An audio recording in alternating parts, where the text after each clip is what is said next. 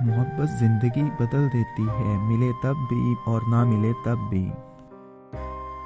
जब मियाँ बीवी की मोहब्बत मर जाती है तो नफ्सियाती तौर पर इनकी तलाक हो जाती है, चाहे वो इसे माने या ना माने।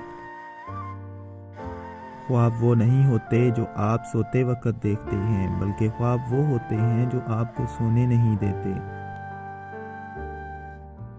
औरत जब हाथ छुड़ाए तो ये ना समझो कि जा रही है, बल्कि ये समझो कि जा चुकी है। औरत जिस मर्द से मोहब्बत करती है, इसके सामने गुस्सा दिखाती है, रोती है, शिकायत करती है, अपनी बात मनवाती है और बार बार अपनी मोहब्बत का इजहार करती है। लेकिन जब इसकी मोहब्बत की कदर नहीं की जाती तो वो पत्थर की हो जाती है, और पत्थर कहाँ बोलते हैं। हम मोहब्बत के इजहार में गूंगे और नफरत के इजहार में मुंह फट लोग हैं।